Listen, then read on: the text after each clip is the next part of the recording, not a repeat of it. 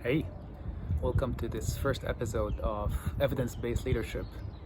The research that I want to share with you today has some serious implications, especially for young leaders. So the researchers, what they did is they brought a group of students and put them in a room, and then they divided them into groups of 3. And they asked them to discuss some social issues.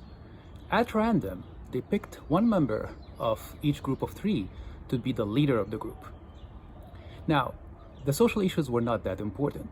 What was really important is that halfway through the discussions, the researchers brought a plate of cookies, and on it was 5 cookies. So 5 cookies and 3 people in every group. And then they were observing how each member of the group behaved when the cookies were brought in.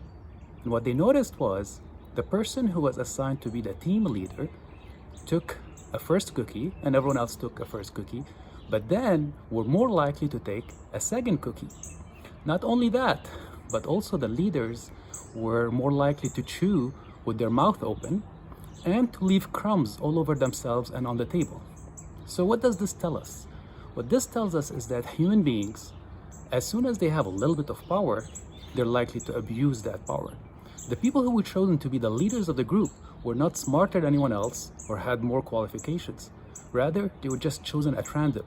But as soon as they became leaders, they started treating everyone else rudely. So I teach and I preach about humility and compassion and empathy. And this research tells us that these behaviors need to be taught and needs to be practiced because our human tendency is to abuse power. Thank you for listening.